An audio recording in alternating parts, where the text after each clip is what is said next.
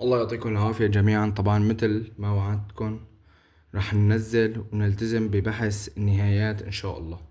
طيب، النهايات والاستمرار. فورا منبلش بمثال. أنا عم بيقول لك نهاية تابع صحيح بجوار اللانهاية. ليش بعمل نعوض فقط في الحد المسيطر؟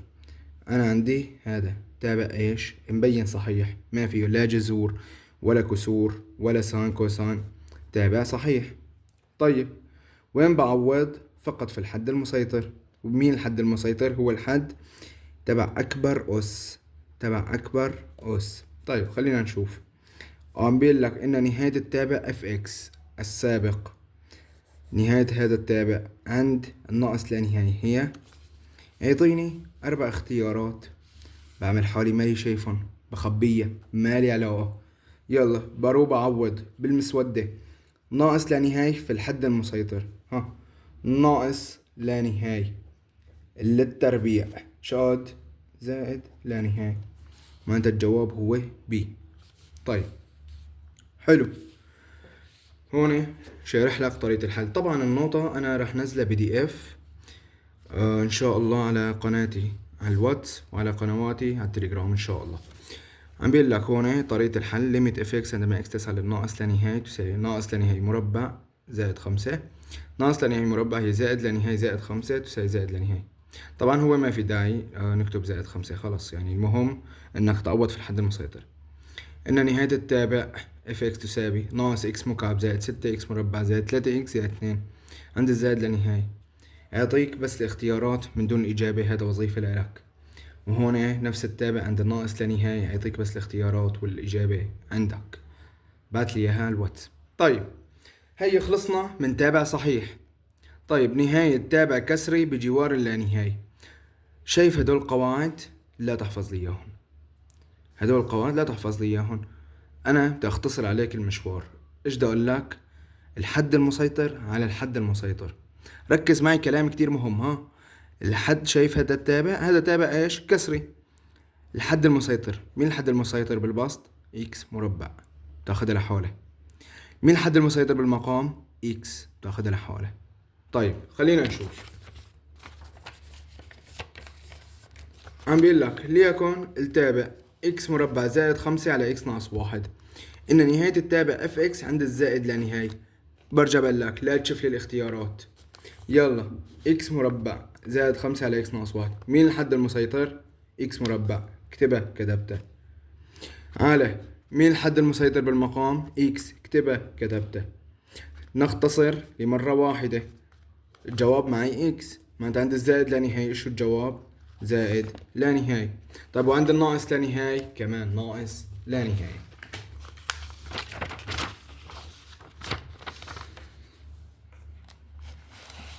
طيب هون عند الناقص لا نهاية قلنا ناقص لا نهاية، هون طريقة الحل خالص.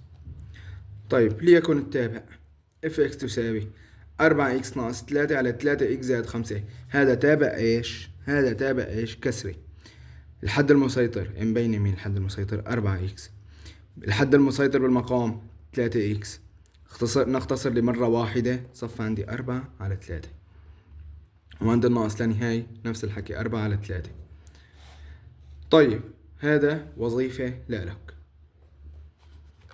وهون هذا كمالته كمان وظيفة لك. طيب نهاية تابع كسري عند عدد. نعوض بدل كل اكس بالعدد. وقف. نهاية تابع كسري عند عدد، نعوض بدال كل اكس بالعدد. هي انا اخدها بالتاسع، بشيل الاكس وبحط العدد. طيب خلينا نشوف ايش اسئلته. ان مجموعة تعريف التابع اف اكس. وقف. وين المسودة؟ هاي خبينا الاجوبة. هذا تابع ايش؟ كسري، يعني ار ما عدا القيم اللي تدعم المقام، يعني ار ما عدا الواحد. هي ار ما عدا الواحد. خلصنا من اول سؤال. تاني سؤال، ان نهاية اف عند الواحد قيم صغرى. وقف شوي. واحد قيم صغرى، عوض لي الواحد.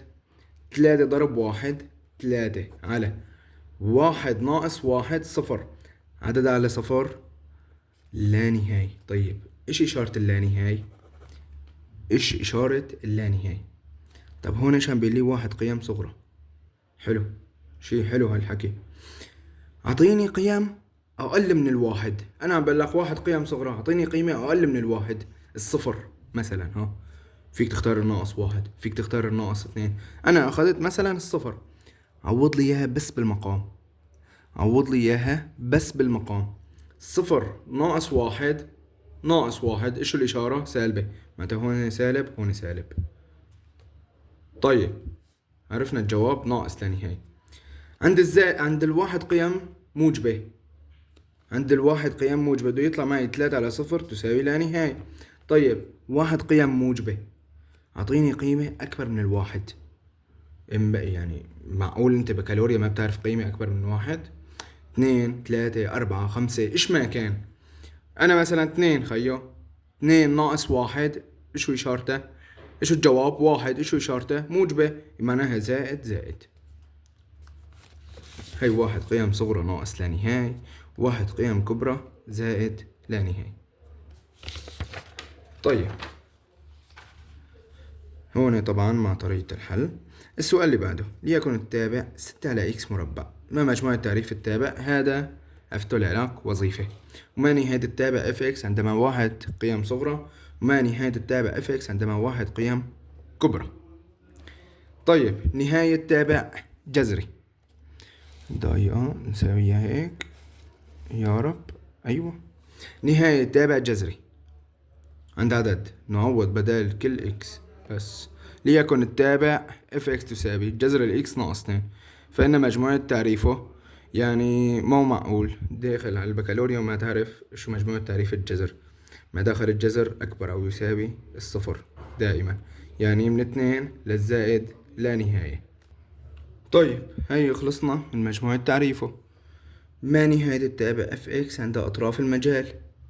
طيب انا مو تجاوب من 2 للزائد لا نهاية. لما عم بيقول لك عند اطراف المجال، يعني درست نهايته على مجاله. يعني عند الاثنين شد نهايته، بشيل اكس وبعوض 2. 2 ناقص 2 يعني اكيد صفر. طيب عند الزائد لا نهاية بعوض بالحد المسيطر هو زائد لا نهاية. حالات عدم التعيين. هلا هون عندي 5 حالات لعدم التعيين: لا نهاية على نهاية، زائد لا نهاية ناقص لا نهاية، صفر على صفر، صفر بلا نهاية، واحد أس لا نهاية. حفظ لي إياهم مثل اسمك. طبعا هاي بناخدها بالأسي، بس حاليا بدنا ناخد أول 4 حالات. إن شاء الله الدرس القادم رح أشرح لك اللا نهاية على نهاية. بتمنى تدرس هذا الدرس، وإذا عندك أسئلة اسألني إياها، ما في أي مشكلة، وتبعت لي حل الوظائف على الواتس. وسلام.